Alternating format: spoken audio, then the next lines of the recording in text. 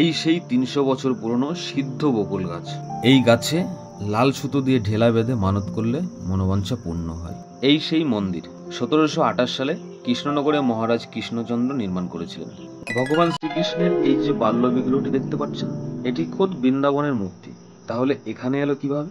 আসুন সেটাই জেনে নিই। গঙ্গারাম দাস নামক এক ব্যক্তি বৃন্দাবন থেকে শ্রীকৃষ্ণের এই কিশোর মূর্তিটি এনে নবদ্বীপের নিকটস্থ সমুদ্রগড়ে স্থাপন করে পুজো করা শুরু করেছিলেন। ঠিক তখনই ওই এলাকায় বর্গীদের উপদ্রব চরম সীমায়। তাই তিনি শ্রীকৃষ্ণের কিশোর মূর্তিটি নিয়ে চলে আসেন বর্তমানে এই আড়ংঘাটাতে।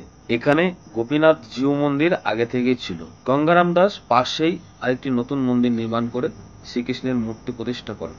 এবারে জানাবো যুগল কিশোর মন্দির নামকরণ কিভাবে হলো। দেখুন, ভিডিও শুরুতেই কিন্তু বলেছি মন্দিরের প্রতিষ্ঠাতা কিন্তু মহারাজ কৃষ্ণচন্দ্র। মহারাজ কৃষ্ণচন্দ্র মাটি খুঁড়ে একটি রাধিকার মূর্তি পেয়েছিলেন এবং তিনি স্বয়ং সেই মূর্তি নিয়ে নদী পথে বজরা করে এসে পৌঁছায় এই চুন্নি নদীর ঘাটে। রাধিকা মূর্তিটি শ্রীকৃষ্ণের কিশোর মূর্তির বাম পাশে বসিয়ে প্রতিষ্ঠা করা হয়। আর সেই দিন থেকেই ওই দুই যুগল মূর্তি যুগল কিশোর নামে পরিচিত এবং এই মন্দিরটিও কিন্তু যুগল কিশোর মন্দির নামে নামকরণ করা হয়। এই মন্দিরের মূল উপাস্য দেবতা হলো এই যুগল কিশোর মূর্তি। এছাড়াও আরো মূর্তি কিন্তু এখানে পূজিত হয়, যেমন কালাচাঁদ, গোপীনাথ, শ্যামচাঁদ, রাধাবল্লভ, গোপীবল্লভ, শালগ্রাম শিলা, বলরাম, রেবতী, সাক্ষী গোপাল, বালগোপাল ইত্যাদি। নকশা খচিত মন্দিরটিতে রয়েছে 5টি খিলান এবং দেওয়ালের গায়ে কিন্তু দেখতে পারবেন পঙ্খ অলঙ্কারের কাজ।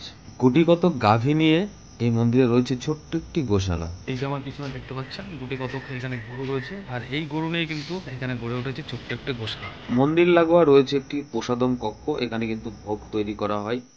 এই হচ্ছে এখানকার ভোগ ঘর। এখানে কিন্তু এই মন্দিরের ভোগ রান্না করা হয়। তো জুতা পায়ে দেওয়া ভোগ ঘরে প্রবেশ নিষিদ্ধ। মন্দিরের ঠিক পিছনটিতে রয়েছে এই ভোগ ঘর, আর এই রয়েছে গোশালা। এর মাঝখান দিয়ে সুন্দর একটি গলিপথ এই যে চলে গেছে নদীর ঘাটে। মন্দিরের ঠিক পিছনে রয়েছে কিন্তু একটি শিব মন্দির। এই সেই ঘাট যে ঘাটে মহারাজ স্বয়ং বজরা নিয়ে রাধিকার মূর্তি নিয়ে পৌঁছেছিলেন। বর্তমানে এই ঘাটটি বেশ জনপ্রিয়। স্থানীয় মানুষেরা এখানে স্নানাদি সারেন এবং প্রতি বছর কালী পুজো ও দুর্গা পুজোর এবং বিভিন্ন পুজোর কিন্তু প্রতিমা নিরঞ্জন এই ঘাটের মাধ্যম দিয়ে হয়ে থাকে।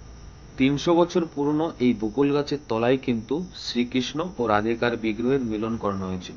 প্রতি বছর জ্যৈষ্ঠ মাসে যুগল কিশোরের বাৎসরিক পুজো উৎসব উদযাপন করা হয়। আর এই উপলক্ষেই পুরো জ্যৈষ্ঠ মাস ভর একটি মেলা বসে, যে মেলাটি চারিদিকে যুগল মেলা নামে খ্যাত।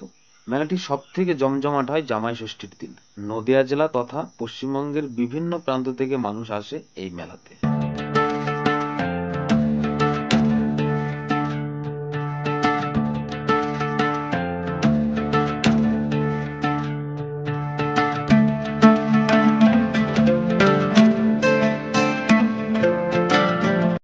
রয়েছে যাত্রী নিবাস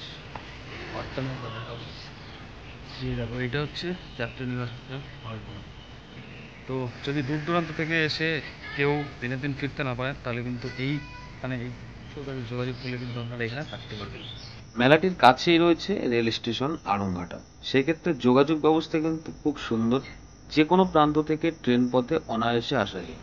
স্টেশনে নেমে মাত্র 5 মিনিট পায়ে হাঁটা পথে কিন্তু পৌঁছাতে পারবেন এই যুগল কিশোর মন্দিরে। জ্যৈষ্ঠ মাস ভর এই যুগল মেলায় আপনাদের প্রত্যেককে রইল আমন্ত্রণ। আসুন এই সুন্দর মেলাটি দর্শন করুন এবং আনন্দ উপভোগ করুন।